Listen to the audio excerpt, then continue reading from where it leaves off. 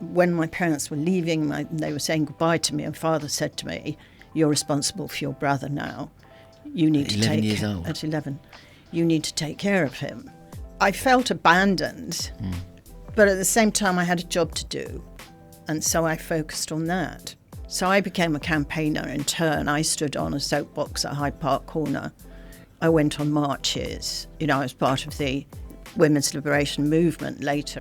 What we get in our growing up has been handed down generation after generation after generation, and we haven't questioned it.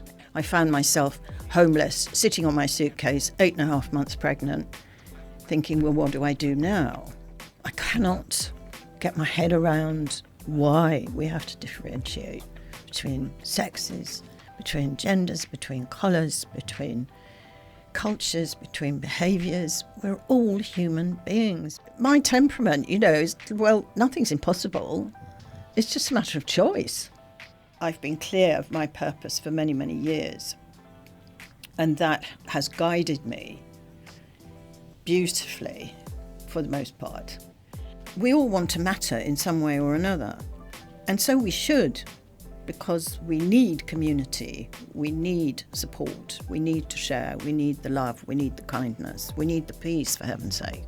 Financial education, relationship building, dealing with limiting beliefs, managing changes. That's just a few things we could do. Failure is a gift. Failure is how we learn. Failure is an education. How do you define success? How do I define success? Success, okay. So success is what you say it is. And a third element of success for me is integrity.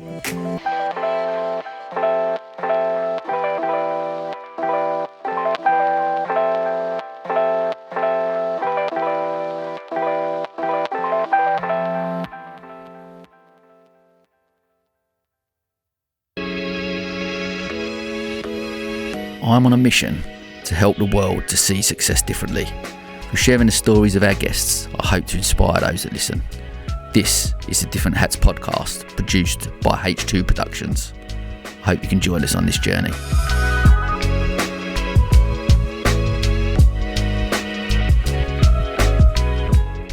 Okay, I'm just going to say something about one of our sponsors, Riverval. The world of cars, vans and minibuses is often a pain point for many of us. The hassle of finding the right vehicle, let alone looking after it, are all more things to add to our lists as busy people.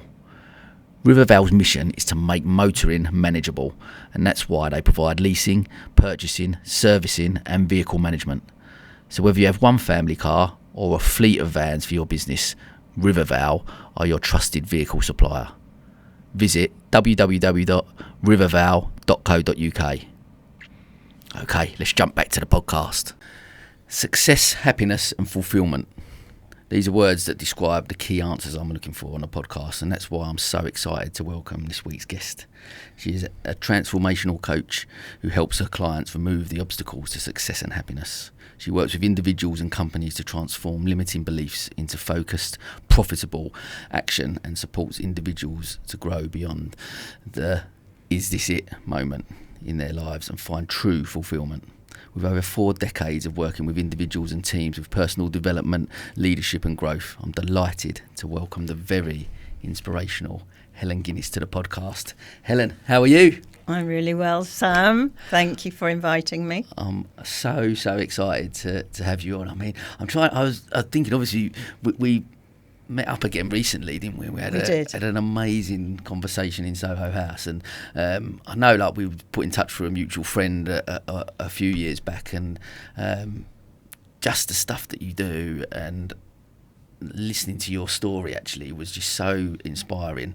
I was just so excited to get you on, so this is going to be amazing. So thank you so much for your time. And, my pleasure, thank you. It's going to be great. Well, look, as always, we're going to jump straight in, and as you know, we're going to kick off with our life in 60 seconds. So I just want you to just give us a snapshot of your childhood and something about that shaped who sits in front of me today. Quick snapshot then. I was born and brought up abroad, lived in 4 different countries. So culture became very important in my life. So you could say that was one of the lessons I learnt very early on. culture, communication, language. On the other hand, because I was born in Greece, I also experienced inequality because boys were favoured and girls were not. Now, this is significant because it comes back later in my life. But that issue of inequality has been a campaign for me, whether overt or covert, throughout my work and all my experiences.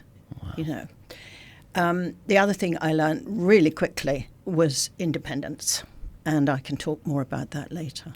Amazing. Well, look, let's delve a little bit more into that then. What's that like, growing up 4 different countries, like you said, different cultures? Talk to me more about that sort of childhood experience, I guess, from you. Like, so Greece was where you was there for a long period of time, and then Greece 6 years. Yeah. So I was 6 when we left Greece. Then Croatia 5 years. Yeah. Then I was deposited at school in London. My parents were in Nigeria, so I commuted to Nigeria. And then after that, my father was posted to Lebanon, so I went to Lebanon. So how old was you when you come here, and your parents were in Nigeria? How old was 11. you? 11.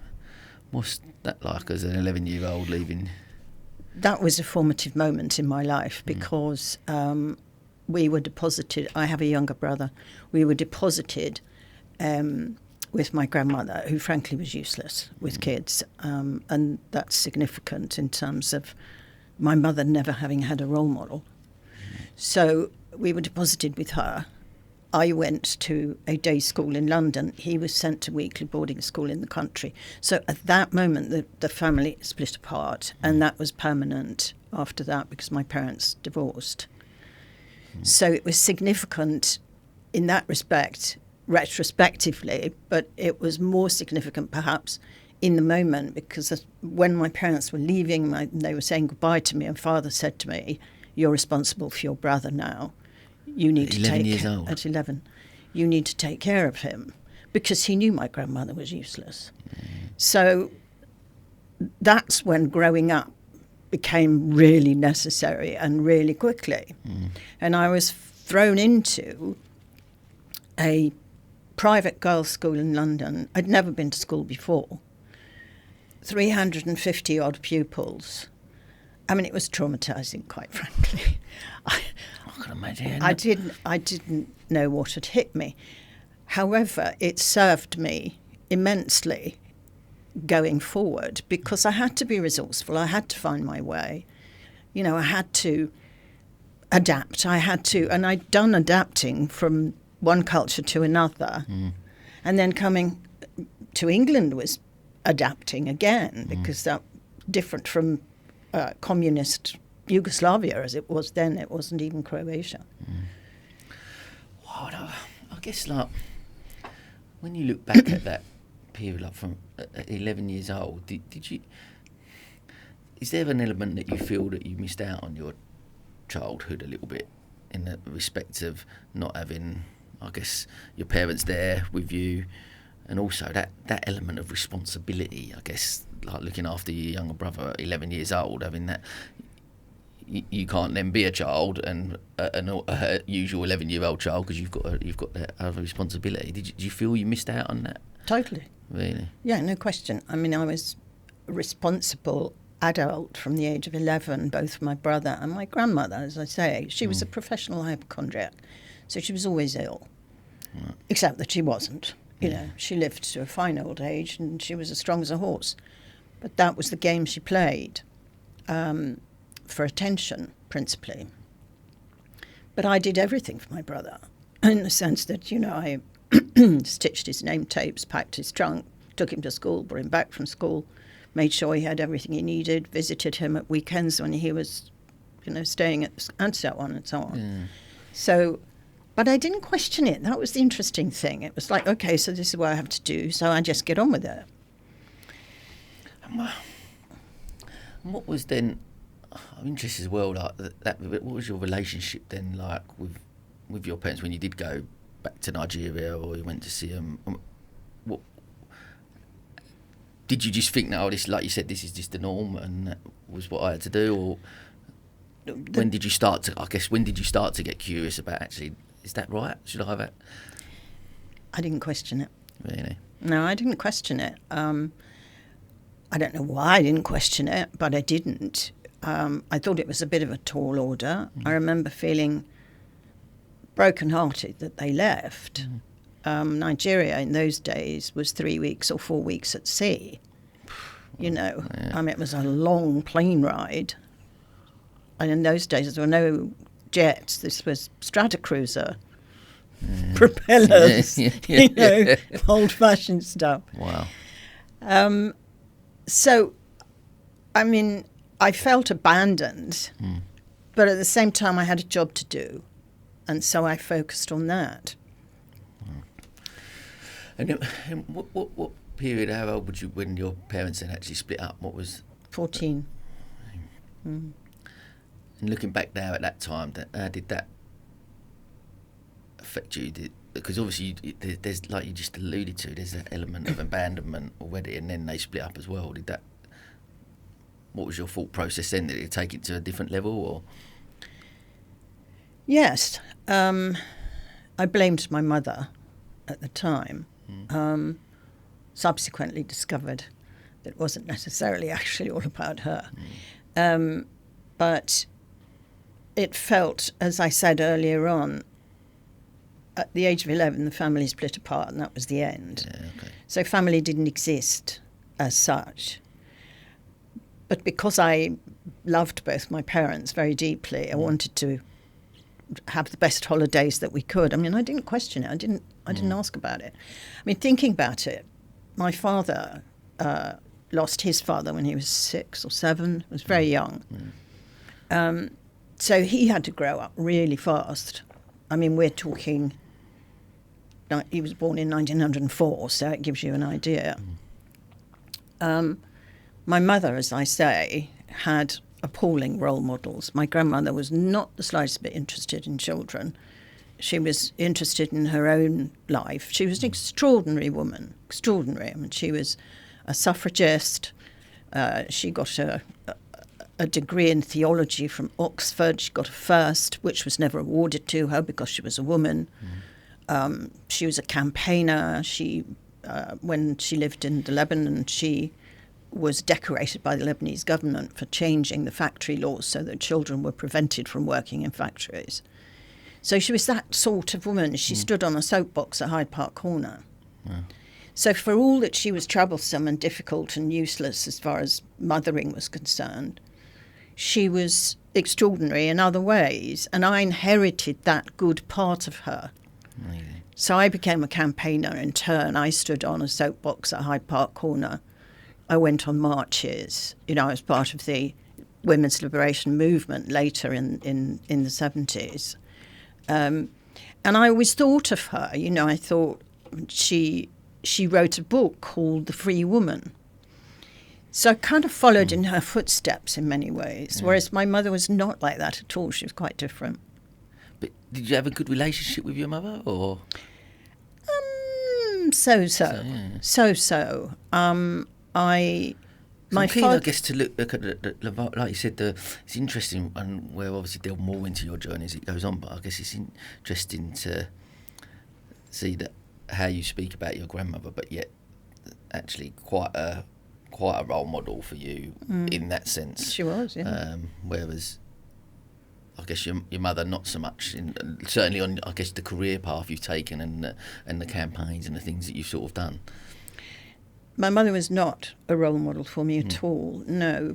But then my mother, you know, she had to grow up really fast. I mean, she was planted with neighbours at the age of 3, whilst her parents went abroad for 6 months.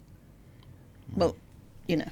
Yeah. Do you see what I mean? Yeah. I mean, the thing that I discovered, Sam, which is so important, is part of my work, is that what we get in our growing up has been handed down generation after generation after generation, and we haven't questioned it. Mostly, we don't question it. Sometimes we react, but very often we copy. And we think it's the right thing to do because that's what happened to us.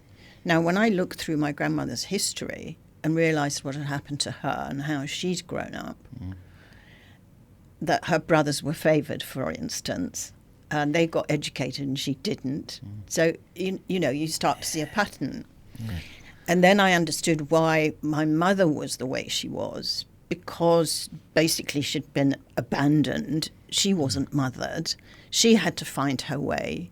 She was resourceful, my mother. She was independent too. When she had to go to the United States during the war. My father was in Switzerland. They got engaged through letter writing, which the letters were censored by, by the censors, essentially. So I've still got the letters, a bit cut out of them,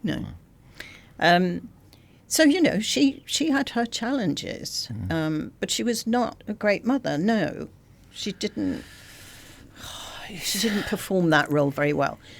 And the one thing she didn't do was to listen to me from day one. And I can say, though, that she died only fairly recently at the age of 99 and a half, and we had made up peace by then. So all is well on that front. Amazing.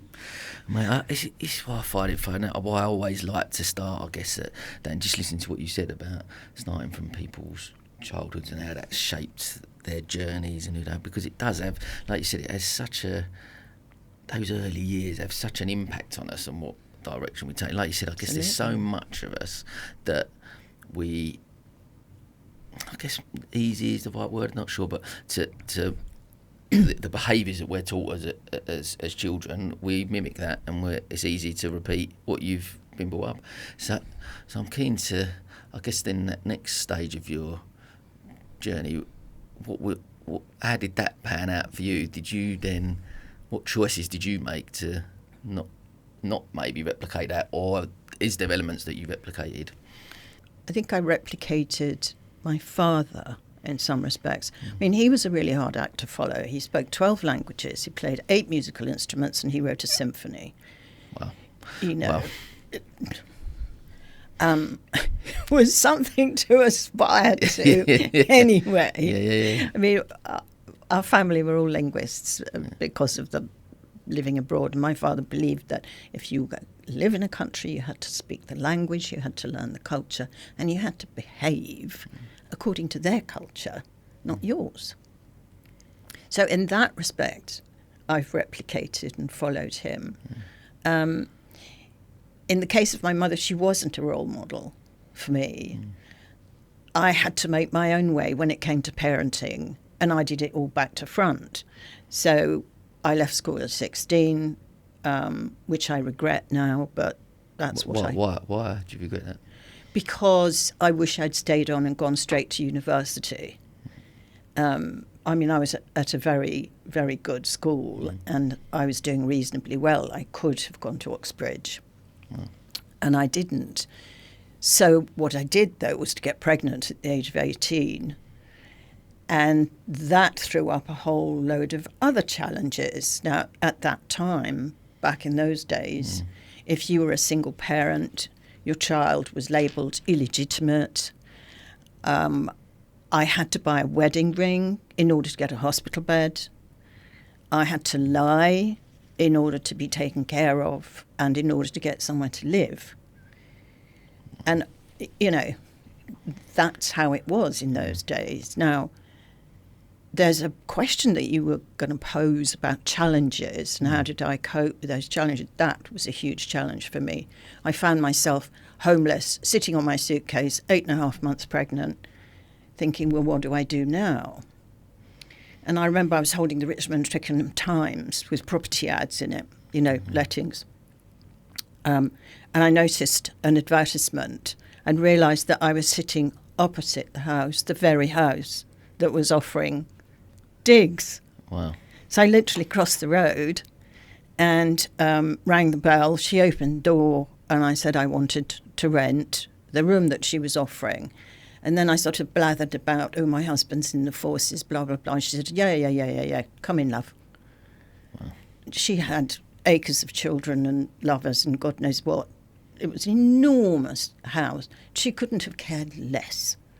And that was my salvation, really, because I'd been chucked out of the previous digs for being pregnant, even though they knew I was pregnant.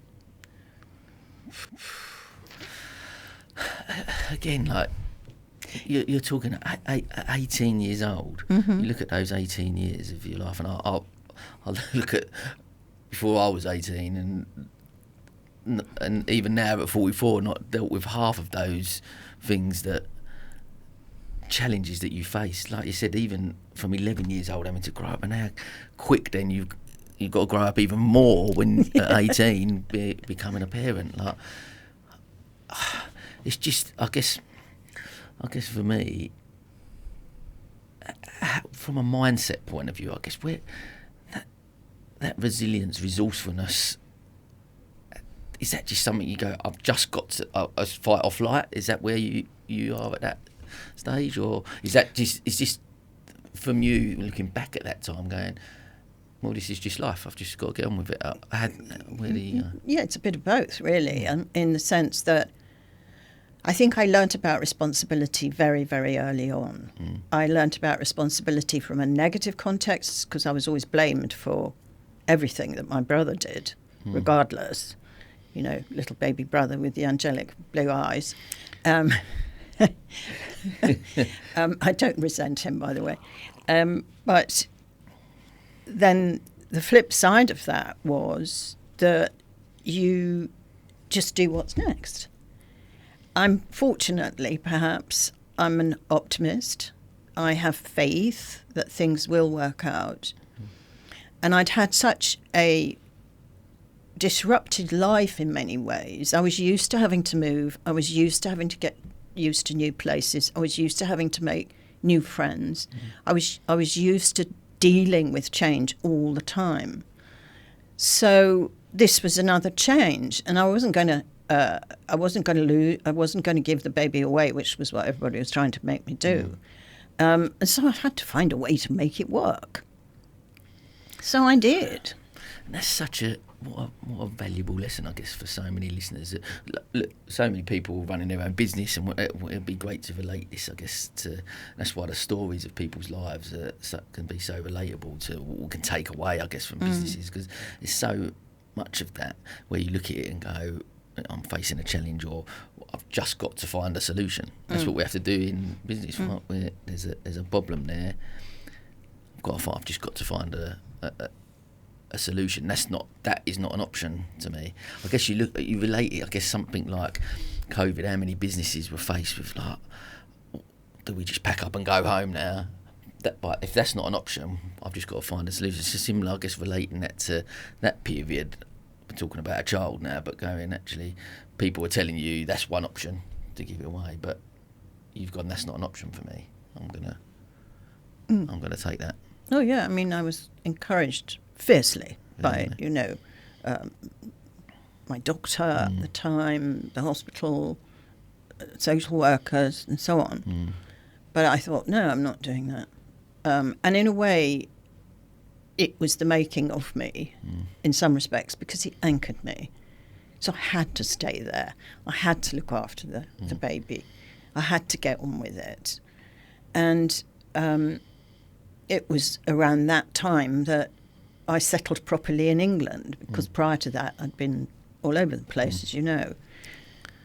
So, I lived on what they used to call in those days national assistance for about 6 months. I got a state nursery place for the child, and then I got a job. And I worked. My first job, they don't exist anymore, these companies, but there were companies that used to lend records. They used to post them out to people, and then you'd post them back again if you didn't want them, or you'd buy them. So my first job was in one of those companies, dull as ditch water, and didn't stay there very long. And then I got another job managing an architectural practice, and this was on Richmond Green, because I lived in Richmond at the time. And that was good. That lasted for quite some time, and it was there that I met my first husband. So that's how life progressed. I met my first husband, but in the belief that no one would ever marry me, because I already had a child. Of course, nowadays, nobody thinks twice about it. Yeah, of course not. Of course not. People used to refer to me as Mrs. Thompson, as I was then, which I resented deeply because I didn't like the hypocrisy. I mean, it really pissed me off. Yeah. And I'm still quite intolerant of hypocrisy. So I guess, and I'll be interested to then delve into that a little bit about the equality side of things. Like that's something obviously that has throughout your life, like you've mentioned, has been something that you're very passionate about and that you campaign for. And talk to me a little bit about that, because I'll be keen to delve into, I guess, about within the business world as well. And once you start getting into coaching and all of that aspects, like especially back then, how completely different it is to where we are now. But talk to me a little bit about that. Well, the inequality thing started in Greece. I didn't experience it actually in Yugoslavia, because communism is not about inequality. It's a different political state, different philosophy altogether. But my parents were fierce about fairness, equality, equal opportunities. My father was adamant when I was growing up that I should learn how to earn a living for myself and never be reliant on a man. And he made that statement quite clearly. My mother had always worked. So that was the culture that I grew up in. In addition to that, my mother was a Quaker, my father was a pacifist. So that had another very powerful influence. All people are equal.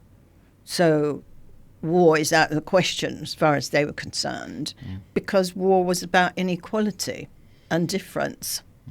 And let's not get into religion at this point. How did that influence me going forward? I mean, I think the most powerful influence was, I don't give a monkey's. I'm doing it anyway. I don't care, about inequality. I don't care if there's a bias against women. I'm doing it anyway. And that is really how I've survived. And I don't mean to sound dramatic, because it's not meant to be, but that has always been my policy. Why not? Why shouldn't I? What's different about me?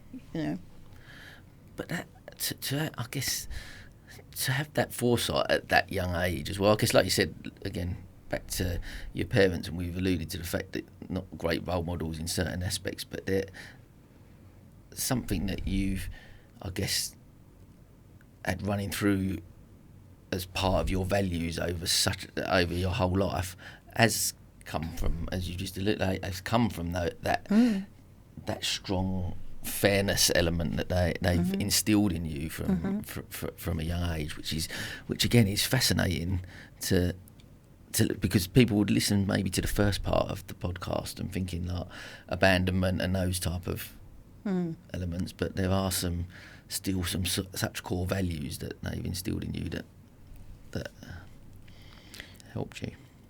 Definitely. Injustice was another one. I hate injustice. It upsets me, and I can feel it upsetting me now.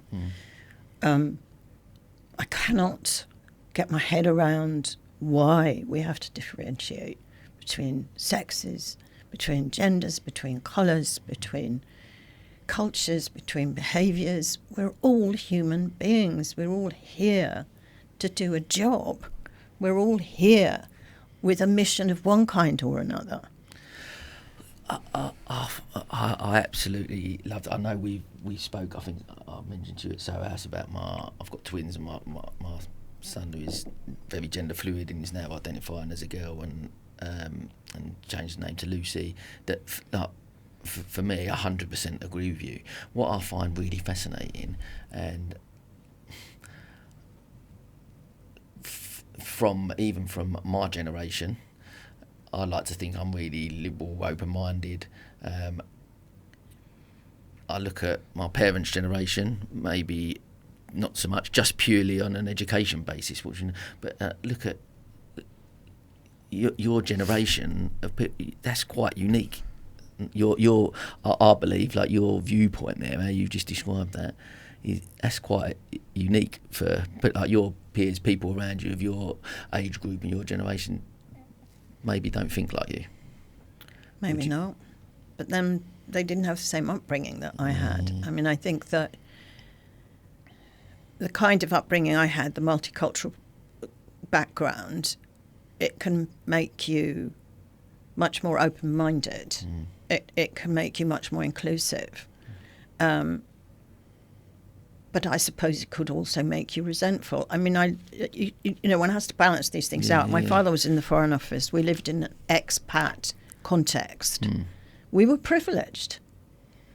And I recognised that privilege. Equally, I was made, they didn't hold a gun to my head, but, I had to make my own bed. I had to sort out my own clothes. I had to clean out my own bedroom.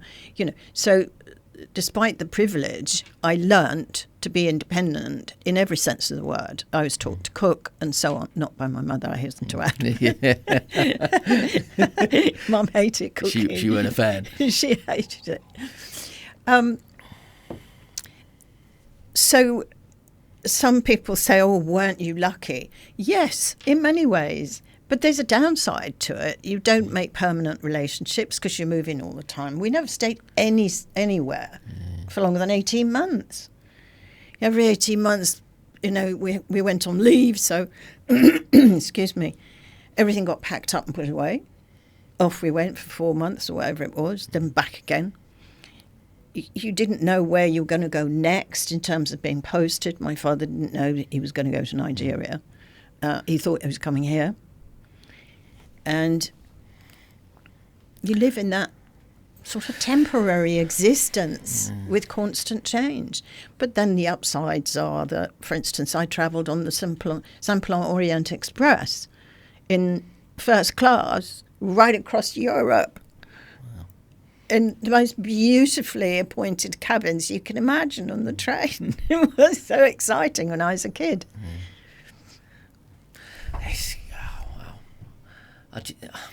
I guess looking at it, that whatever we look at in our lives, that there's always going to be, there's good things that we take and negative things that we take, and there's always going to be that. But what I find fascinating, you mentioned earlier that you said that you're an optimist, and when you look at that early childhood and that early upbringing, that to have developed that mindset of things are always going to be okay, things are going to be all right, when you haven't ever had necessarily stability at any stage in your life, I guess, is from young, even moving forward.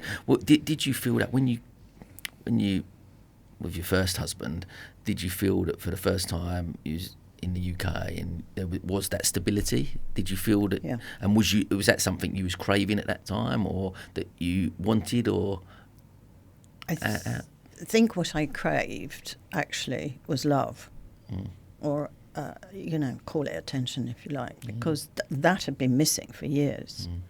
And as I say, I sort of lived my life back to front a bit. So, yes, I mean, when we got married, it provided stability, it provided unity, it provided family life that I hadn't had since the year dot, since the age of 11, I suppose. All of that. But I tell you what else it did. It freed me up to start living, because I didn't live as a teenager. I didn't have those years at all. And so suddenly I had an anchor and security. So I started to live. And at that point I got a job in public relations in the travel trade. Now I speak languages, so my accounts were the Yugoslav National Tourist Office and Greek Island Holidays. So I had the languages. I got to travel. I got to go back to those places. I got to meet new people. I got to have fun. I got to discover that I had actually quite good writing skills, that I could sell coals to Newcastle. I discovered myself in a different dimension at this point. And it was infectious. It was, I was just on cloud nine at that time. And I was having adventures. No question, I was going to have adventures. So that was a great kind of springboard for me to discover myself from a different perspective. Like, who are you really? As opposed to having been a parent from the age of 11. To all that growing up, if it wasn't my brother, it was my grandmother. If it wasn't her, it was my own child. Wow. Yeah. And then, because I guess there must have been that element of, freedom at that point when like you said, you look at that and go, I can actually go and find out who I am, as opposed to, and maybe with your husband, that's actually someone who's going to love me and look after me as much as I've had to, because all you've done from the age of 11 is look after other people, right? Exactly, and be responsible for them. Yeah.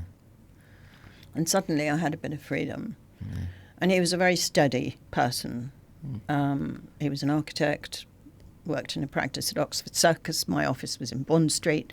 We used to meet for lunch. It was It was very straight. I was often late coming home in the evenings because there was always a launch every blooming night in London. One company or another was launching their new travel program or their new cruise or their new this. Of course, I went to all the parties because I hadn't been able to go when I was younger. It wasn't available. Yeah. Yeah. I want to tap in, I guess, a little bit with the. I remember reading like your that part of public relations in that early part of your career, and then was it 1981 that you attended a course? Is that right? It was well remembered, yes. And I think that you said to enjoy an experience from that put you on a different journey. So what was it? What was so special about that course that changed? So, I'd always questioned in my own mind. I'd always felt that there's more to this than to life. To this life, but there's more to people. There's more to be understood. There's more to be discovered. I was quite curious, and human relationships have fascinated me, and still do, as you might imagine. Yeah, of course. So what it was about it was that, the way I put it is, it felt like it lifted the lid off the dustbin. I was in the dustbin and I was suddenly able to look out. So I'd been in the dark and there was light and there was a whole world in front of me. And I was riveted by all the exercises that we did. It was a personal development program. So I learnt more about myself. I learnt about how people function. It was loosely based on psychology, but all sorts of other bits and pieces were woven in. And that was what fascinated me about it. That's what gripped me, because it illuminated my understanding. Suddenly I realised, right, so I do this because of this, or this occurs because of that, or, and so on. And so I was so inspired at the end of it that I said to myself, well, if they can do it, so can I. Now, I didn't have a clue how to start. In those days, coaching didn't exist in the UK. In fact, this programme was a Californian import at the time. Leadership didn't exist. Even management was dodgy. But there was no training for this. So, but you see, this is what I'm about to say will illustrate what I was trying to say earlier on. So I thought, right, so how do I do this? Okay, I printed 500 leaflets. I booked the local church hall. I leafleted Richmond High Street 2 Saturdays running. I went to the church hall on the date in question and 8 people showed up. And I ran a course based on my experience of what I'd gone through on that programme. It was fabulous. And lo and behold, I thought, I can do this. Wow. I love that. So that's kind of my temperament, is, well, nothing's impossible. It's just a matter of choice. and that I guess like the amount of clients and companies and organisations you've worked with, I guess over the many years, giving people that belief that nothing's impossible. Yeah. Is such a powerful tool, but to be able to deliver that based on, because we've just listened to a snapshot of the early years of your life, right? And how many people will go, you know, I've not been through.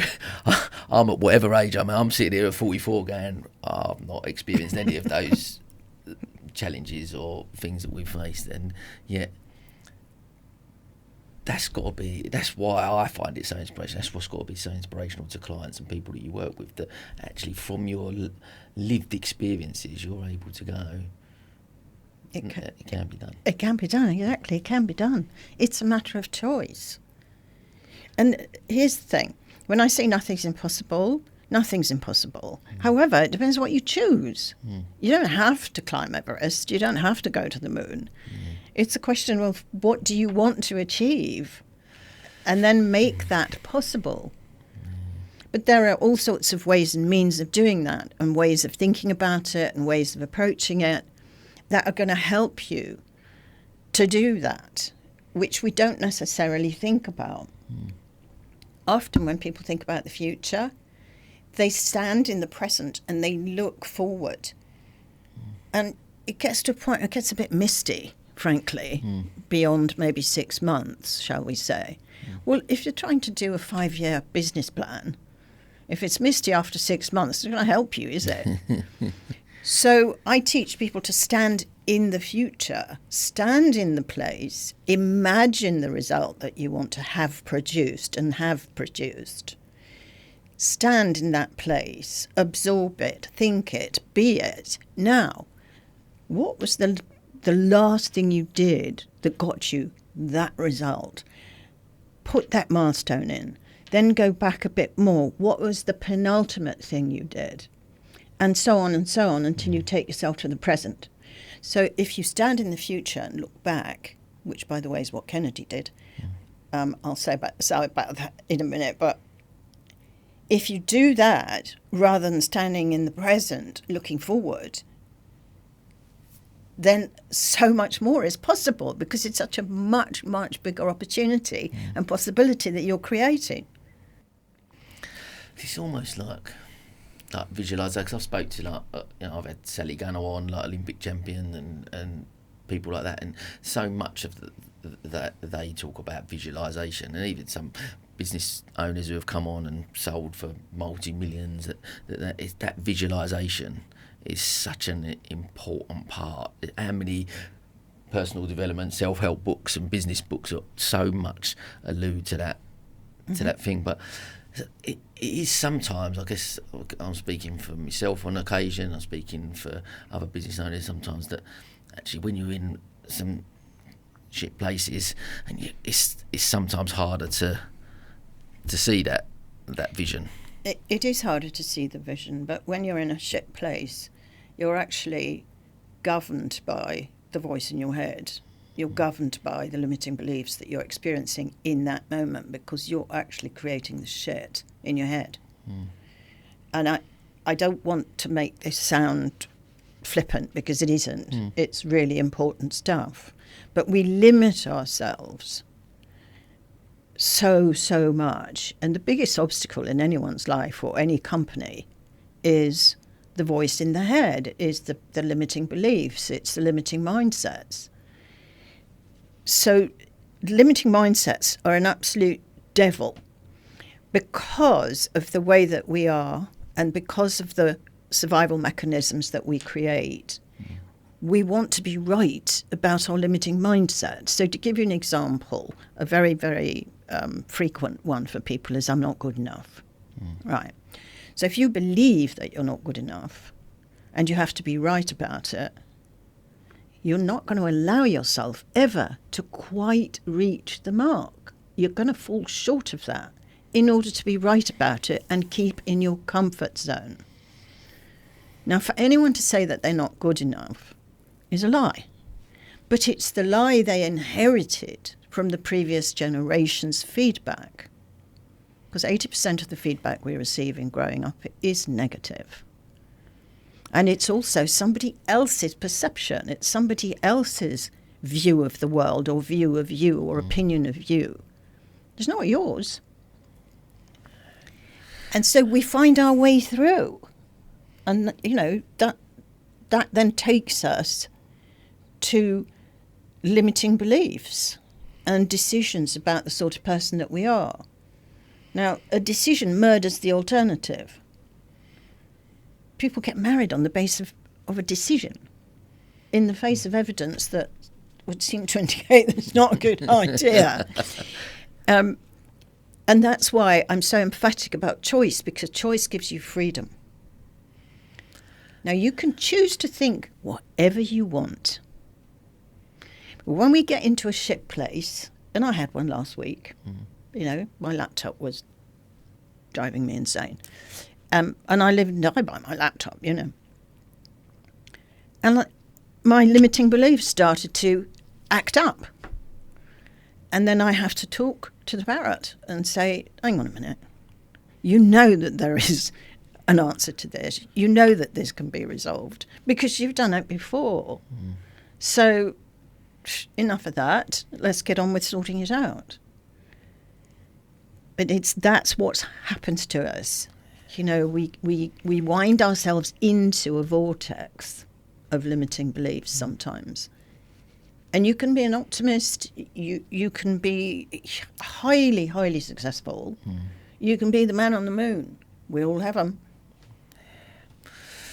So much to take away from that for me. The big one is the choice. Is that because you're absolutely right. There's that. When you are in that shit place, that voice becomes a bit louder, doesn't it? That limiting belief voice comes a lot louder. Because when things are going well and you're thriving, you can't even hear the voice. Yeah. But when actually you get into a dark place, that voice then becomes really loud and really prominent. But I guess it's taking that moment to have a word with yourself, as you mentioned, and go, I've got a choice here. I won't listen to that. Is that where the visualization part becomes stronger, where you're in that point and you've got to make a choice and you go, what am I doing this for? Where am I going? This is what I want to get to, and I need to work back or not. Yes and no. Okay. So first of all, I think it's really important for people to understand that it is 100 times easier to manage the voice in your head if you animate it. What I mean by that is I have a parrot who sits on my left shoulder, and he is the critical parrot, or she, it doesn't really matter. So when that critical voice gets louder and starts to interfere, I talk to the parrot, and it's 10 times easier to manage that than when it's in your head and it has control of you. Yeah. So talking to yourself can actually be a really frustrating experience. But if you're talking, this is your visualization, if you're talking to the parrot, you could say to the parrot, thanks for sharing, but I'm not going down that road today. I'm choosing to think something else or do something else or believe something else. It's important to acknowledge that you have the voice, because you can never annihilate it. But over the years, as you manage it, it weakens, and it becomes less important, and sometimes even a joke. Oh, did I really think that?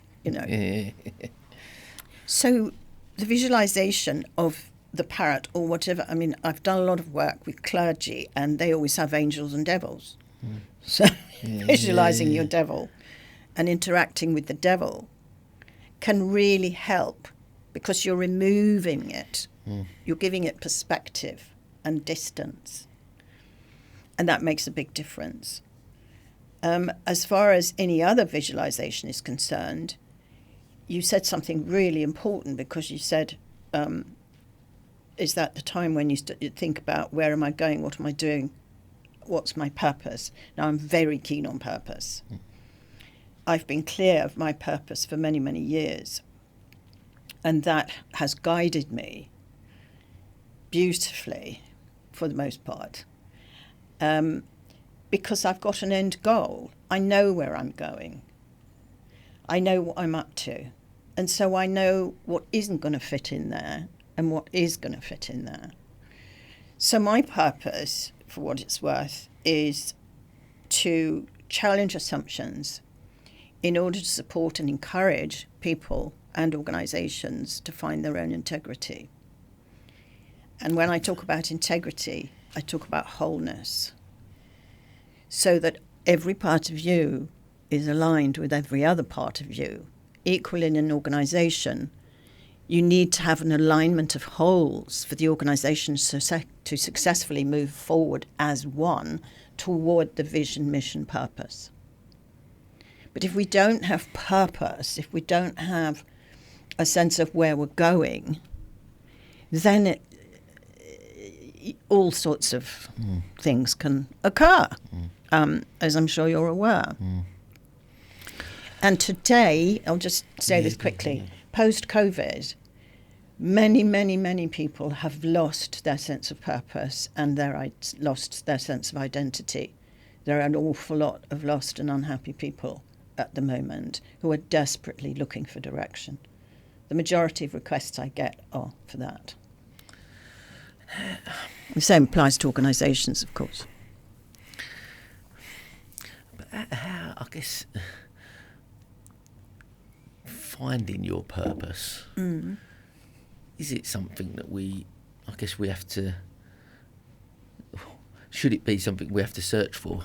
Like, how do you help people, I guess, navigate what, because it is our purpose, is it within us already, and it's just how do we find that within us? So it's about allowing yourself to dream and to connect with something that you have some enthusiasm for, if not passion for. Yesterday I spent 2.5 hours with a client helping her to identify her purpose. So I do that piece of work as a kind of workshop. And she had some notions of what she wanted to do, but she didn't have any clarity on that. So by taking her through a process, we were able to identify, as near as damn it, what it is that she does want to do. And she had been holding back. And she suddenly realised that it was something she wanted to do in childhood and had never fulfilled. And that connection is actually really interesting, because as children, we dream. As we grow up, we're not allowed to dream. It kind of gets drummed out of us at school. It's all about passing exams and being qualified and being good enough. So the dreaming kind of gets put to one side. And that piece is really important in terms of reconnecting with, or indeed connecting for the first time, with your purpose of what it is that you are really interested in, passionate about, want to achieve. That's one part of it. The other part of it is that human beings on the whole want to make a difference.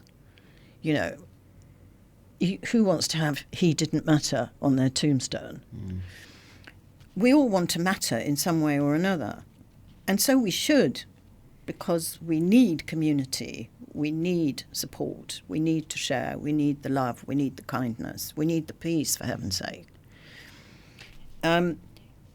In Japanese philosophy, your purpose, your ikigai, is not valid unless what you do contributes in some way towards the community or your tribe or the culture or the government, but anyway, to the greater good in some form or another.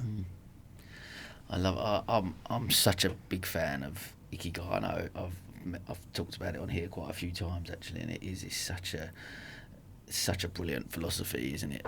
And, I guess many people will have heard of it, but I guess it's that, for me, so much of that purpose or your dream. What I find fascinating about what you just said is about the dreaming side of it. Actually, we do as kids, we're encouraged to talk to my dream big, dream me a million dreams tonight. I tell them, dream big, and I get that, and I think, and it is a shame when we get older, we become adults, that just stops developing. My wife will probably tell you I'm still a dreamer, and I think I always will be, and I try and hold on to that. And it's difficult sometimes. Society doesn't necessarily allow us to hold on to our dreams because there's that pressure of, well, you've got your bills to pay and you've got this to do, and you should be at this stage by now, and at 44 I should have done X, Y and Z, and I should be in a stronger position financially or whatever, because it's still so measured by that financial status, isn't it? That's why I find things so, I guess, torn. I'm so torn in a lot of aspects, because I do dream and I do believe in where I'm going and what I'm doing, and then if that financial stability doesn't come with it, then I'm not seen as successful in other people's eyes or society's eyes, maybe. And there's trying to get that balance right between, I believe in this and I believe in this dream, and that this side will just take care of itself at some point. Mm-hmm. But how do you strike that balance? How do you hold on to that when you're robbing Peter to pay Paul and you're really struggling and you're like, I need to get that money in, and you're trying to you still got to hold on to that dream? Okay. So some of it... So you can tell from the podcast, this becomes very cathartic for me. It's free coaching. Yeah, I feel this whole subject is so fascinating to me. So part of what you were talking about is you being bothered about what other people think. Doesn't matter what other people think. External validation, yeah. So I don't know whether you've been a people pleaser in your history, but if that is the case, you will be worried about what other people think. And that will then influence and hold you back from your dream, because it's energy that you're putting in a place that isn't actually focusing on what you want to achieve. Interesting. I mean, yeah. Value is only value if we say so. Success is success if we say so. I mean, I think you're going to ask me how I identify or explain success. Yeah, definitely. Yeah. But you can be a successful pauper, and you can be a successful millionaire. You can equally be a very unsuccessful millionaire. It's what you say. It's up to you. It's you how choose you define how you define it. your You own define it success, however you want to define it. Yeah. I'll come back to Kennedy, who was a dreamer, and he declared he'd have a man on the moon and safely back within a decade. The whole of NASA resigned because they said it's impossible. And he said, right, all of you come back. Now let's have a chat about this impossible thing. And why is it impossible? What is it that you need or want in order to make this possible? That is then how it occurred, because they addressed the impossible. And so the impossible became possible. Because someone had a dream. Because someone had a dream and was not going to be thwarted. And he had the intelligence, the wisdom to realise that precisely the piece that was impossible was the piece that was going to educate them and solve the problem. When I say educate, I mean loosely speaking. But that was where he was going to find the solution. There was a time when people said, you can't, you'd never climb Everest. It's impossible. Well, clearly, we know that's not more the than case. achievable, yeah. More than achievable, and overly so nowadays. Yeah. And it's becoming destroyed, I think, as a result. So when somebody says it's impossible, that doesn't close the door. Maybe that opens the door. Just got to look at that dream in a different way, or still hold on to that. If you've got, that's what's so fascinating, is that holding on to that dream and believe, because if you believe in it wholeheartedly, then of course you can achieve it. But you've got to know what that dream is, right? Why you're need doing to have it. some sense of what it is you want to achieve. Otherwise, there isn't an end goal. People have said to me, I want to be a millionaire. Right. How are you defining that? You want to earn $1 million and that's the end? It's not. Clearly, there's more than that. But why do you want to do that? Oh, then I'll have freedom. And what are you going to do with the freedom? And so on and so on and so on. Because you still need purpose. You still need purpose, you know. That's what I find, in fact, like, especially, and that's why I always talk about the money side of things, because I do think that people I've spoke to on here, that multi-millionaires who've got there's no euphoria moment, no matter how much zeros you got in your bank. If you haven't got a purpose, there's what's the point in life? What's the point? Oh. Yeah. So fascinating. Look, I do want to go back to you sort of alluded to a couple of challenges along the way, and I do want to interject here with another life in 60 seconds, where we talk about a challenge and the things that I guess that you've learned from that. And just we've had a snapshot, I said, of your life, and in a short period, that early part, how many challenges you faced. But if you could pick out, I guess, one that you could share with us, what would that be, and what did you learn from that? Well, I can give you one. Let's see how we go with this. So, before I set up my company, my business, I got a job teaching at Winchester Prison, and I was asked to teach life skills, drama, French conversation, and current affairs. Interesting combination of things. They didn't tell me what life skills meant, so I chose to teach them what I'd learnt from that course in 1981. So I'm taken into the room on the first day, and you can't take anything with you. You have to leave everything in a locker. I was told I had to call them by their numbers. I was never going to learn all the numbers, was I? I was told that I had to keep my distance from them, and so on and so forth. So massive security.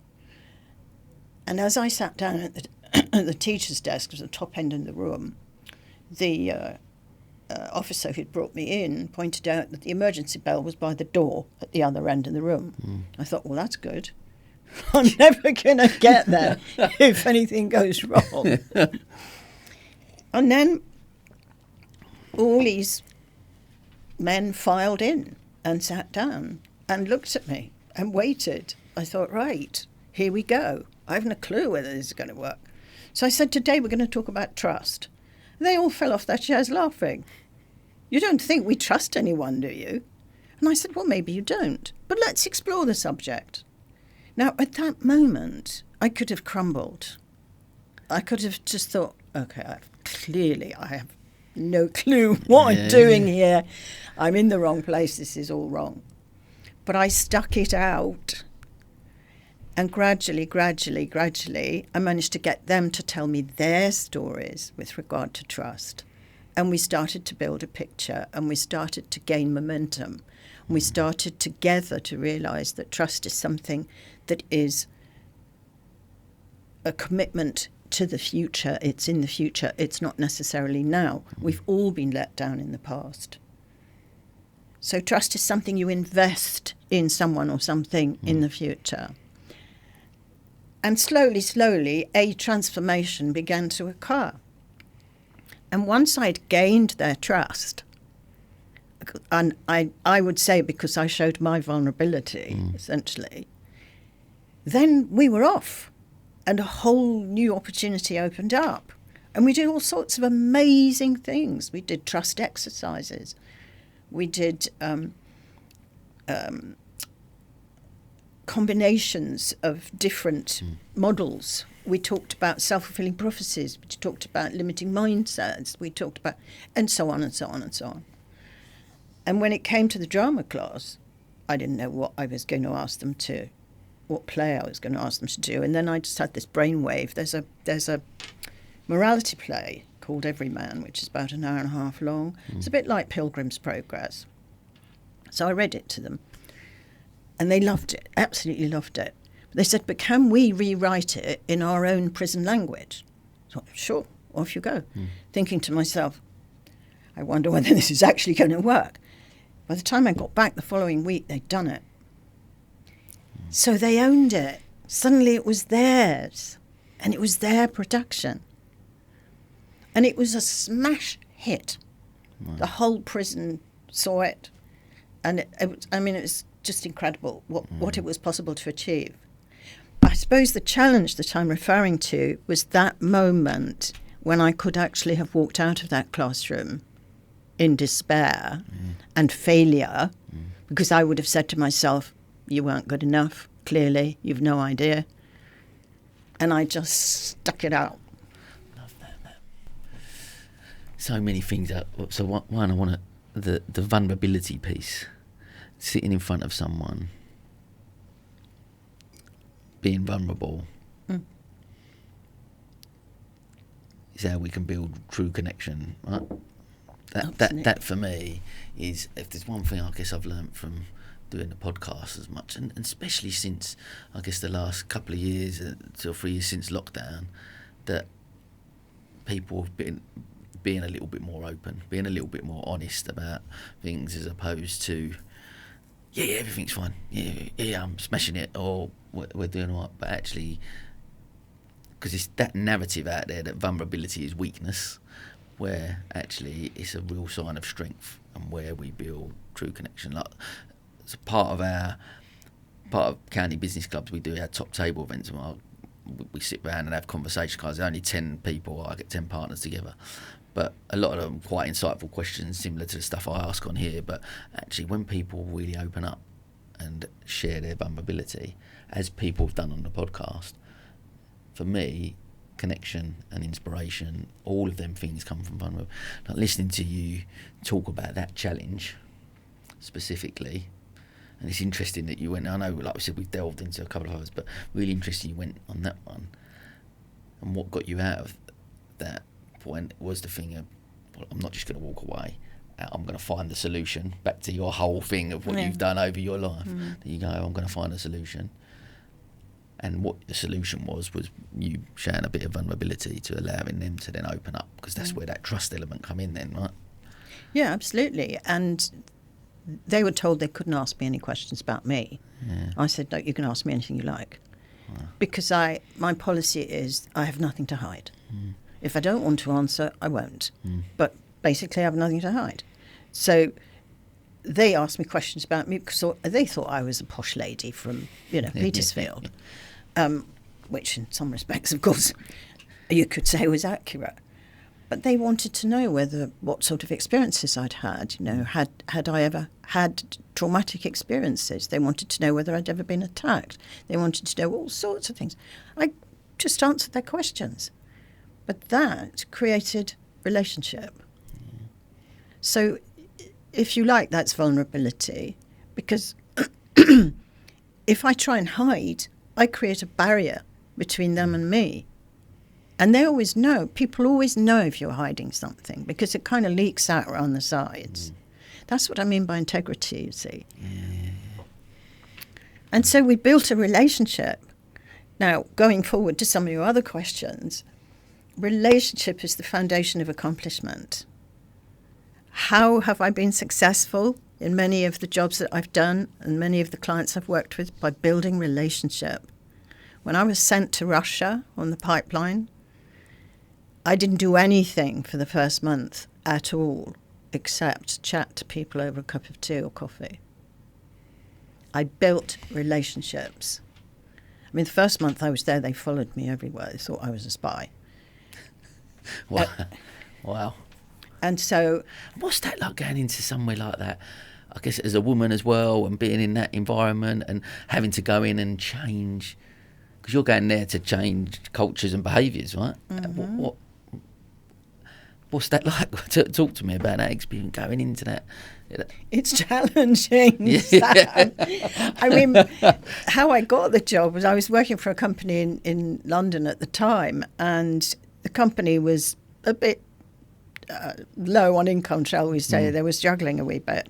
But we'd had this offer of this huge contract in Russia. And my boss at the time said, trouble is no one wants to go. And don't ask me where it came from. I said, I'll go. I'm a bit of a nettle grasper. Yeah. But I thought, Russia, leadership, safety, I'm up for it. Wow. And honestly, I was nervous as hell. I didn't have a clue.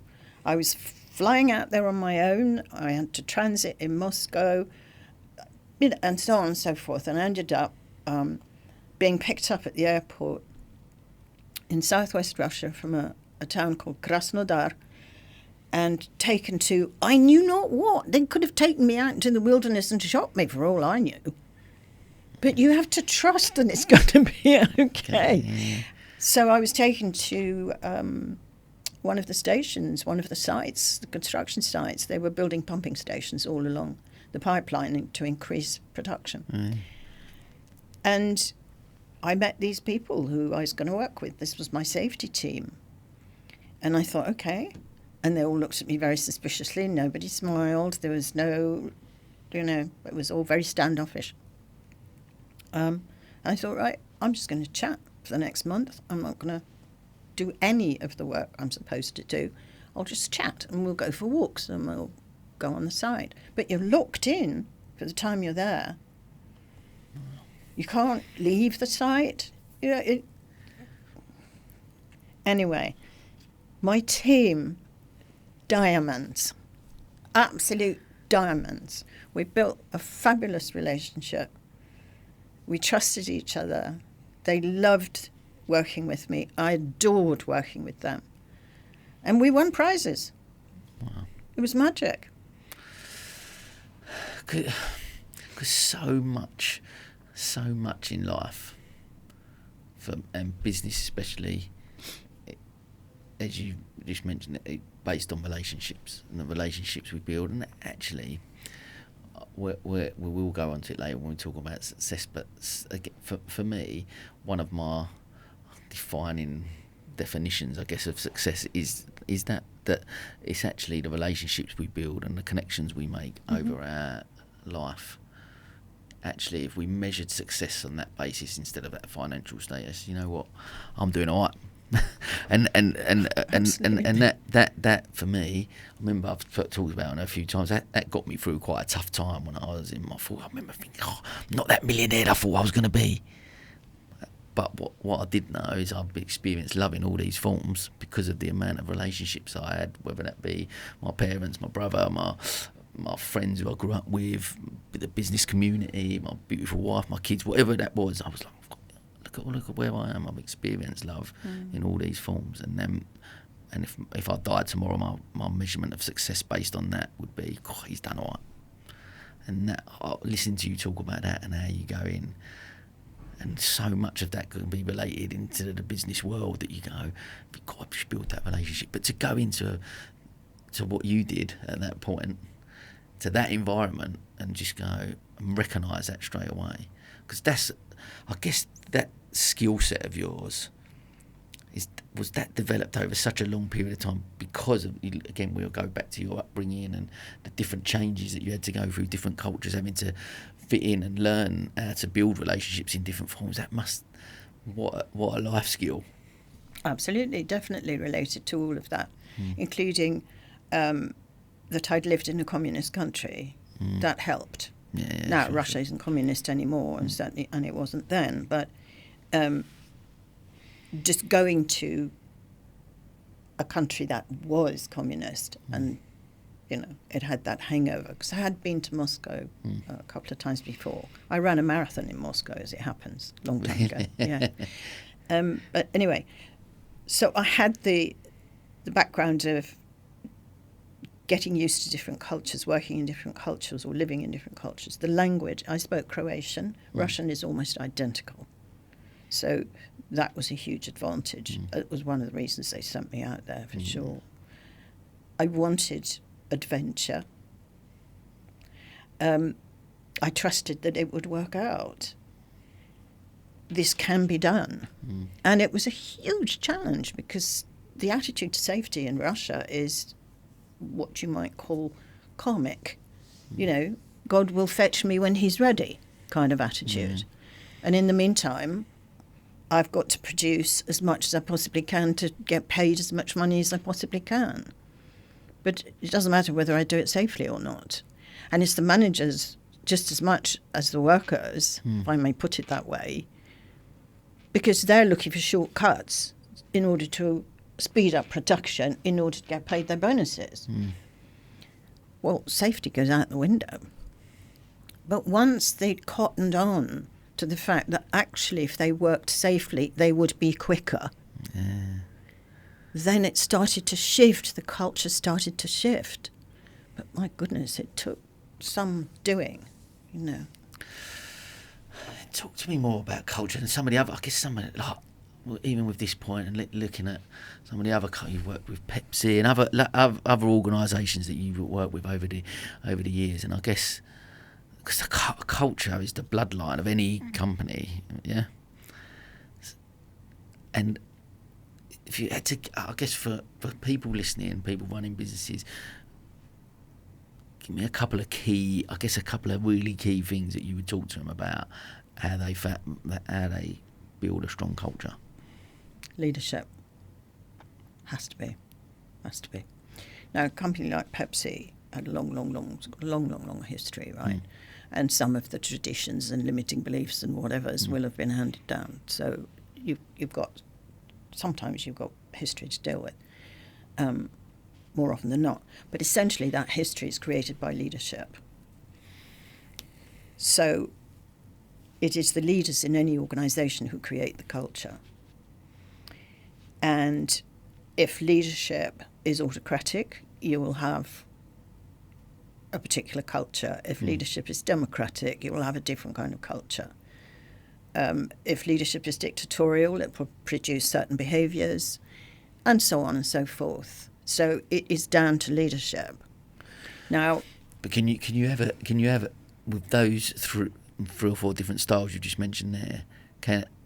Can you still have a really good culture under all of those leadership tools, or depends what you define a good culture. I mean, with the greatest respect to you, what does good mean? So, is it effective? Is it achieving results? And are we looking after our people? Because you can have the dictatorial organisation and achieve enormous results, but people will be, dropping off their perches all the time, burnt out, miserable. So it does depend on the leadership. And it's down to the leadership as to what they want to create in terms of a successful, caring organisation. Organisations need to care. They're not just about the money. Because who produces the money in an organisation? The people. If your people aren't happy... Have you seen, like, because you see it a lot on social media and stuff now, you talk to people on it, and more so that cultures within companies have changed a lot more, that they are more purpose-driven now, with sustainability, that side of it, but certainly the people side of it, that companies have got to be so much more aware of that now. Whether COVID moved that forward slightly in the sense that actually people are looking at their positions and going, well, I don't need to work there, they're not looking after me, I can go and work, because we can work remotely, this is what I need. And the employees have got more of a thing, I want to buy into that culture, I want to buy into that before they look at that pay packet now. Would you say that's been quite a big shift over the last couple of years? I would say that, yeah, absolutely. And I think it was compounded by COVID to some extent because people felt lost. I mean, when people were working from home, they were disconnected from the whole. So there was a loss of relationship, there was a loss of trust, there was a loss of information, there was a loss of team spirit. I mean, I could go on. A loss of leadership, by the way. And that has had a very significant effect. So going forward, people want to feel that they belong. They want to feel that what they do in an organisation means something, that they have a place in the organisation, that their work is connected to other people's work. In other words, you get an alignment of wholes, essentially. But it's that feeling of, I am part of this, this is where I belong, and I am buying into that vision. I mean, one thing that can often happen is that people will go and get a job, but they haven't bought into the vision or mission of the organisation. Well, I say, unless you can do that, don't work for that company. Because A, you're going to be miserable, and B, it is overall, it's an element of hypocrisy about it. But belonging, identity, purpose, absolutely key right now. And organisations really need to be thinking about it. The other thing that organisations tend not to do is deal with limiting beliefs. Every organisation has limiting beliefs. We are this type of organisation. We don't do that in this company. This is how we operate here. Those are limiting beliefs. Yeah. I guess how do you... I guess people have got to want to change, right? If you go into an organisation, they've got to want to... I guess, one, getting you in the first place is an element of going, we're looking for a change. We need some help. So actually, that's a good starting point. Sure. But that leadership team, working with that leadership team to be able to get them to go, we've got to actually, these are the behaviours at the moment, and we've got to change those behaviours. And getting people to believe in that is a challenge now. If you go about your business saying we've got to change those behaviours, it's not going to work. It needs to come from them. What do they want? What's going to work for them? The people who work with you and for you need to be enrolled. You need to build relationships with them. You need to enroll them. You need to inspire them to want to change. Otherwise, what's the point? You know, we're all very fond of our comfort zones, and we're very happy to stay in them unless we can see a really good reason not to, or unless we are so motivated internally that we see that change is going to be necessary in order for us to fulfill our purpose, let's say, or even, you know, buy the week's shopping. But you can't, if you come at it from we've got to do it, or we should do it, that's like a parental voiceover. Get it. It needs to come from, what do they want? See, there are 3 brilliant questions that I use all the time. Tell me what's working. Tell me what's not working. Tell me what's missing. Those 3 questions will bring you gold. And if you can talk to your people along those lines, what you're doing is you're building trust. They matter because you're asking for their opinions. You're involving them in the future of the organisation. You're giving them voice. You're building relationship. You're asking them to contribute to the future of the organisation. It's a whole different way of being. The best boss I ever had was a man who was extremely successful, multimillionaire, ran a company, which I think was family company. But what he used to do, it was a production company. When he was stuck with an idea, or even if he wasn't, he would go down to the assembly lines, to the factory, and he would pick a line that wasn't too busy at the time, and he would interact with the person running that line and say, have you got a couple of minutes? Have a chat. And he'd say, look, I've got this problem that I've been trying to solve. I would really appreciate your view. Would you mind if we just have a chat about it? Well, how do you think that person felt? Yeah, I love that. They adored him. Because you're getting everyone there on that journey with you. Yes. As that, like you said, it's a shared vision and it's a shared mission that exactly. whether it's Kennedy getting to the moon, whatever that looks Exactly. like. Let's all get behind this, because this is our destination. This is what we're getting to, and this is where. But there's an easy way of measuring this. If you think you're leading and no one's following, you're not leading. It's as simple as that. You're doing something else, but you're not leading. Fascinating.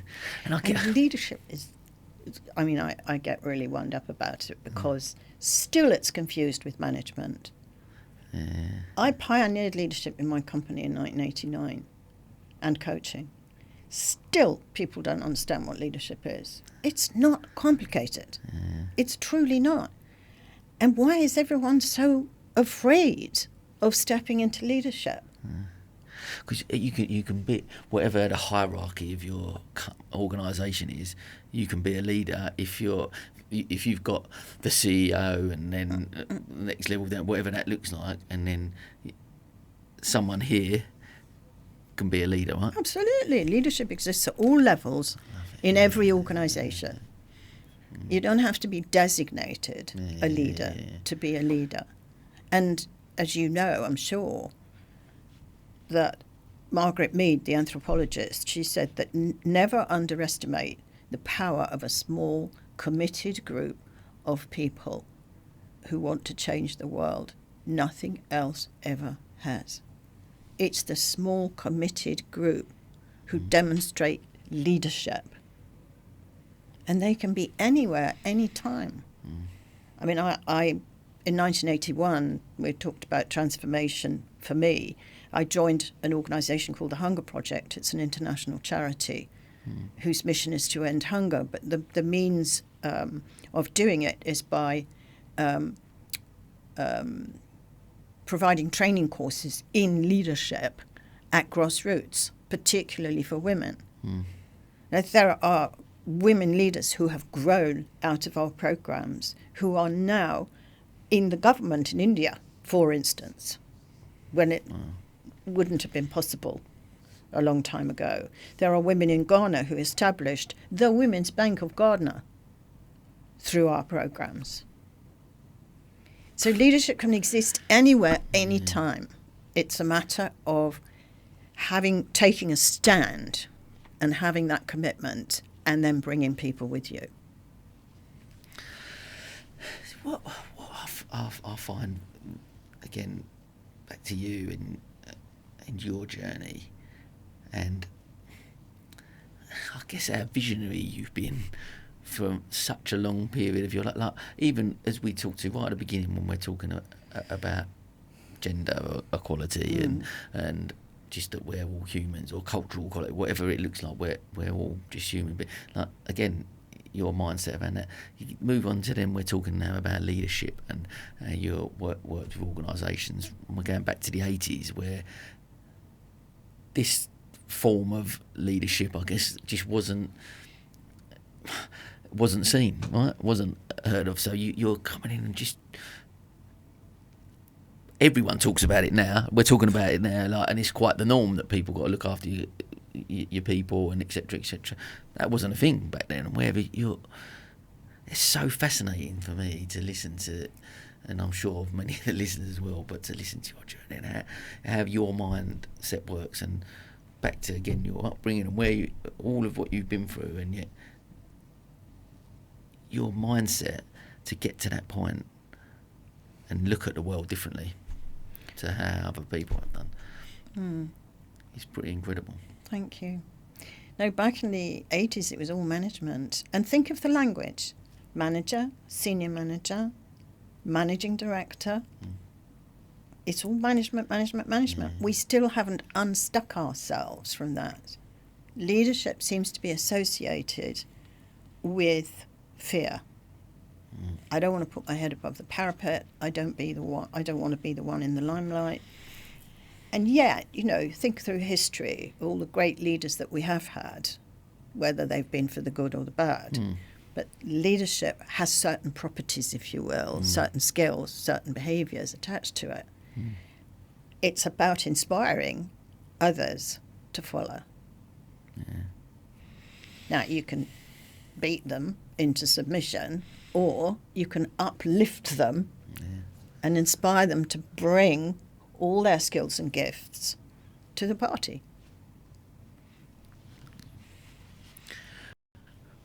So I want to touch on something there that you mentioned about failure, and I guess we've talked quite a bit about change, and actually a lot of people fear change. Oh yes, I guess. I'm really keen, I guess, to touch on failure as a whole. Your relationship with failure. Mm-hmm. Talk to me a little bit about that.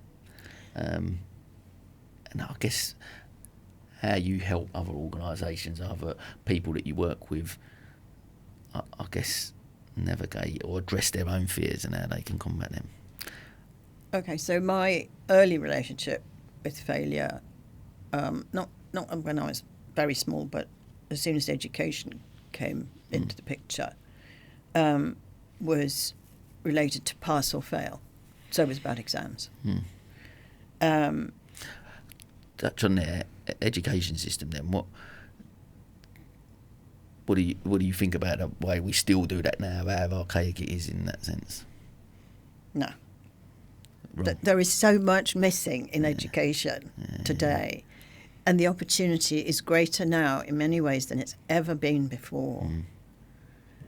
I mean, there are so many things that young people need to learn for their futures that are not about passing exams, that are not about the constraints of one subject or another.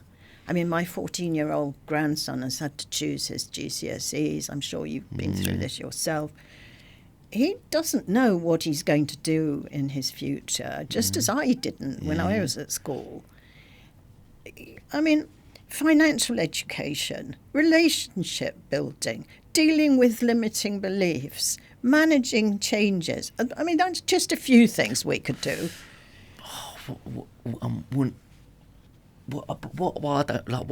Why? Honestly, you echo everything that I believe in about the education system and how it should be changed.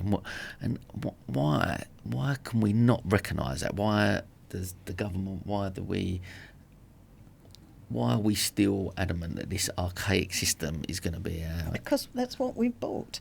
We've bought into it. It's all about qualifications, the madness of qualifications. I didn't have any qualifications. I mean, I had, passed a couple of exams, but I didn't take my A-levels until I was, I can't remember now, but I mean, it was quite a bit later. I'd left school by then. I went to university when I was in my 30s as a senior, what do they call it? Mature student. I wasn't mature. I had a wonderful time. Thank you very much. I was being a student full on, and I loved it. And by then I'd lived life. So the academic part of it, which fascinated me, a lot of it, was like a bonus to me. But I'd already got the basics in place. I was a parent. In fact, I think I was a single parent at that point. And so I'd got those experiences, but so many kids today have not. And back to that. I mean, of course they haven't. I mean, there are some, of course, who've had ghastly experiences. It's not that I don't recognise that. But how do you teach life experience? How do you teach people to relate to each other peacefully? How do you teach people to build relationships? How do you teach people to sell? How do you teach people to set up a business, to manage their finances, to learn how to budget? Oh, Helen. If I'd learnt all of that...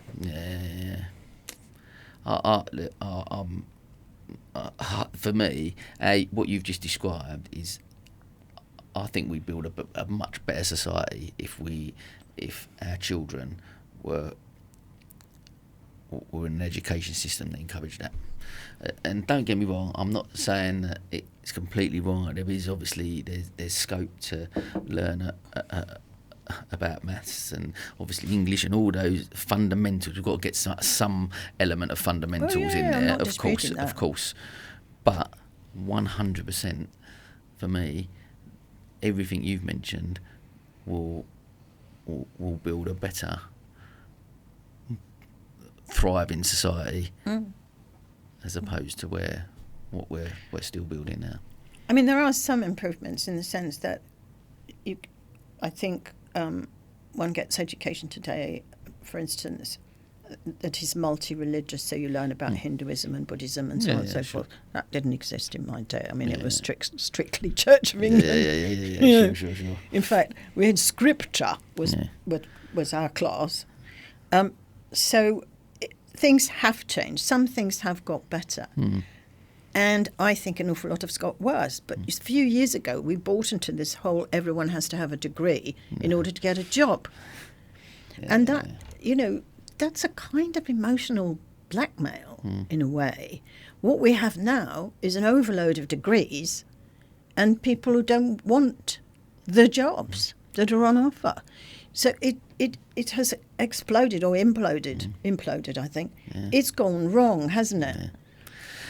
Because back to, again, all your points around, if we can ask our kids, not, right, you need to get a degree because you're going to get this job, or not, what is it you want to do? What do you enjoy doing? What do you love doing? What is your purpose? Yes, and what happened to technical colleges? Yeah. I mean, why do we not have technical colleges? Not everybody wants an academic degree. There are so many talented and skilled people who could have a qualification that is non-academic and be very, very successful. 100%.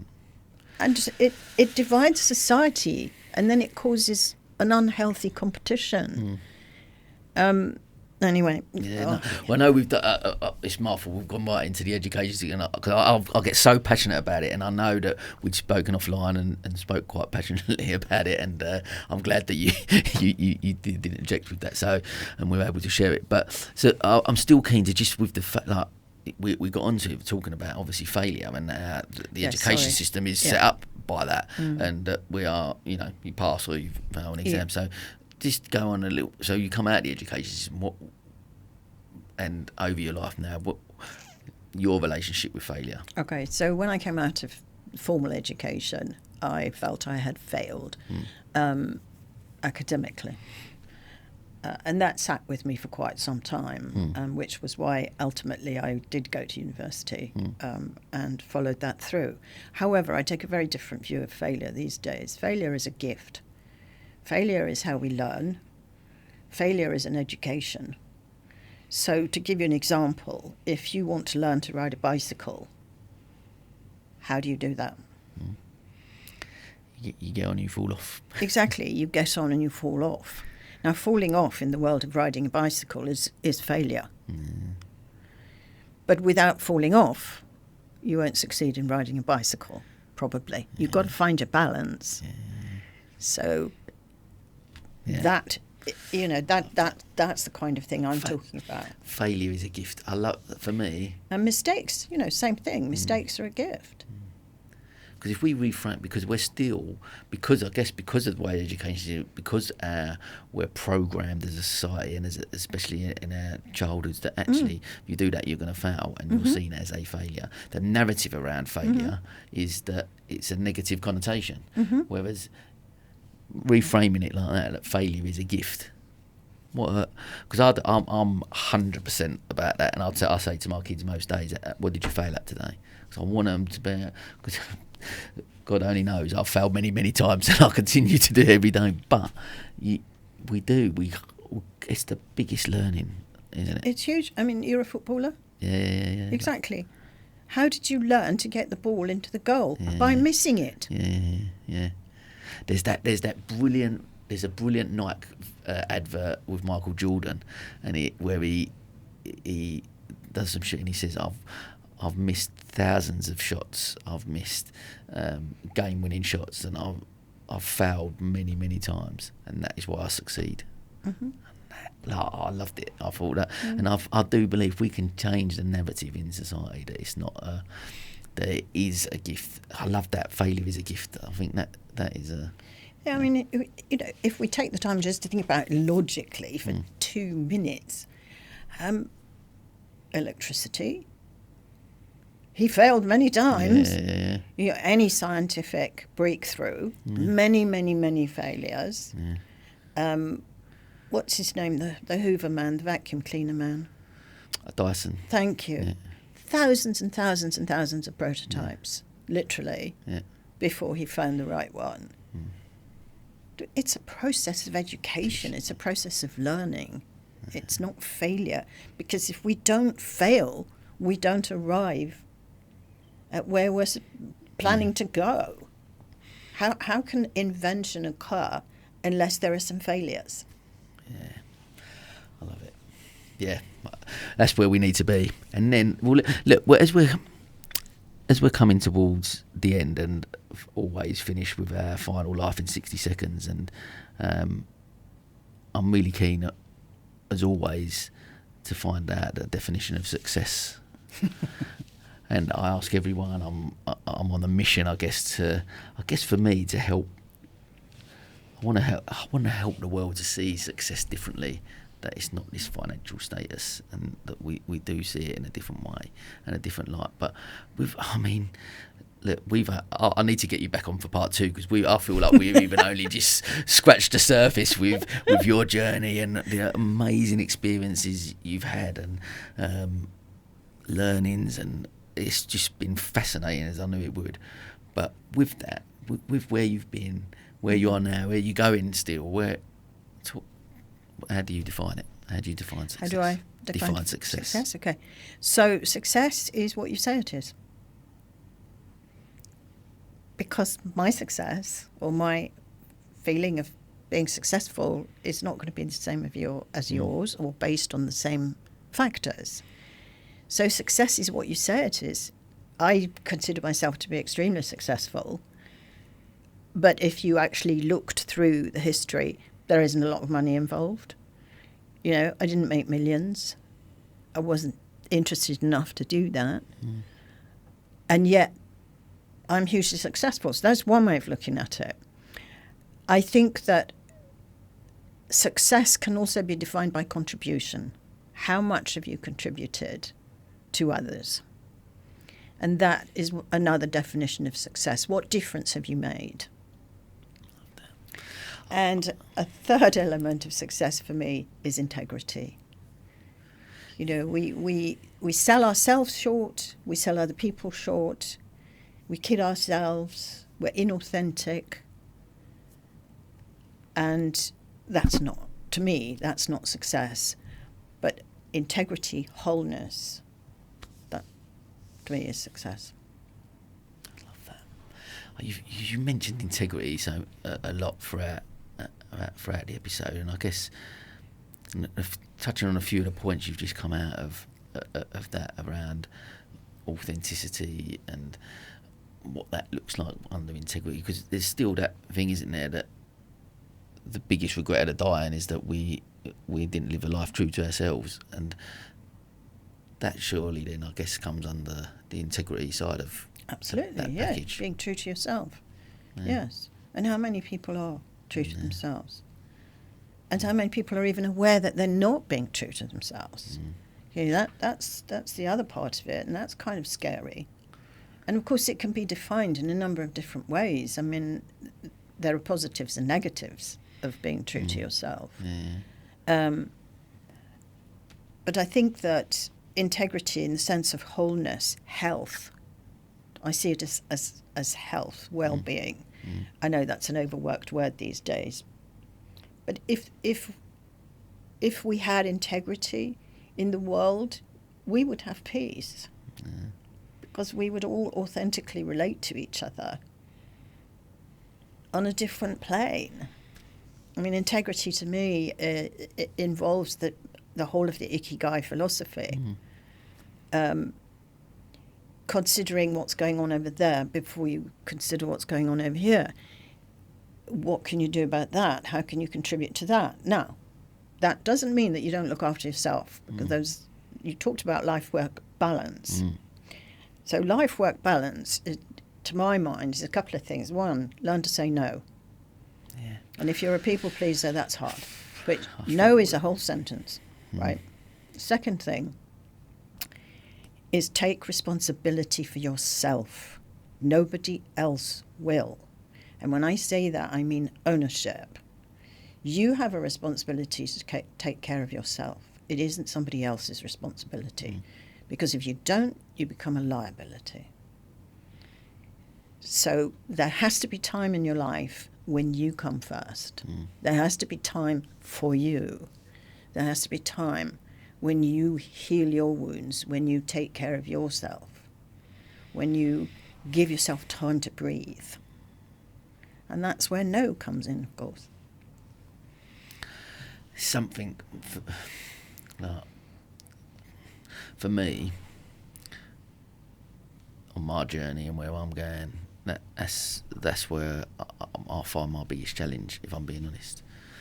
Saying no, I struggle with that because I have always been a people pleaser, I think. And certainly the self-care element to it. Like I've mentioned it a couple of times before on a previous podcast that I listened to one with Jay Shetty, who mentioned about the hierarchy of where you should be if you have your family. You just use your kids, and I was like, well, kids first, wife, I'll be somewhere, and 100% not that you've got to be there above your kids, above everyone, because if you're looking after yourself, you're the best version of yourself for them. And I still struggle with that. I'm trying to get better, trying to do things. Like only last Friday, I was meant to be at an event, meant to be going somewhere, and ended up going. I just couldn't do it. I just had a really shit couple of weeks, if I'm being honest. And I was like, I just can't be around loads of people and do it. I ended up going to the Buddhist centre and having a half-hour guided meditation, and it done me the world of good. Yeah. And it's the first time actually I've put my needs above what I thought would be more beneficial for my business or more beneficial for me as a grand scheme of things. But actually what was more beneficial was just me looking after myself and my health and well-being. And it's a difficult thing trying to get that. Yeah. So you've still got a limiting belief that is causing you to be concerned about other people, what they think, and pleasing them. People pleasers are stuck between fear of rejection and needing to please. And it's a no-win place. Yeah, it certainly seems that way. Yeah, interesting. Helen, what is next for you? Well, so I'm writing a thriller. Wow. Based on working in Russia, so some of that will be involved. I box, and I love it. So more boxing is definitely, for me, it's a lifesaver as far as I'm concerned. It's just been, apart from fitness and strength and balance and so on, I find it psychologically, mentally and emotionally healing and helpful.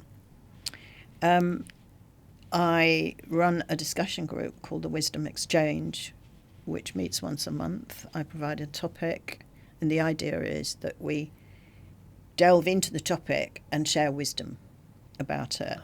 And I want to develop those groups and grow that, because the feedback I'm getting from people is it's my favourite hour of the month. It's the time when I can forget everything else and just enjoy. Love that. So I want to grow those groups. And beyond that, just give me more work. More companies, more clients, more individuals. I love my work. I don't even consider it work. I want to do loads more. There's time, and we need it. We need the work. We need companies need help. Individuals need help. Amazing. Look, I've been fortunate enough to, like I say, I guess know you over the last sort of few years, and every time we have a conversation, you inspire, you educate me, you blow me away, and you're like sitting opposite you and listening to just your enthusiasm and love for life and all the things that you're still doing and want to do, and it's incredible. Really, really, really inspiring. And look, like I said, we need to get you back on for part 2, because I feel like we've just scratched the surface with just some amazing insights and takeaways about what people can learn. I can't wait to go back and listen to it, actually, and I'm sure the people listening will. So I'm just really, really grateful for your time today. It's been totally my pleasure. Thank you so much. It's been amazing. Thank you. And that, as they say, is a wrap.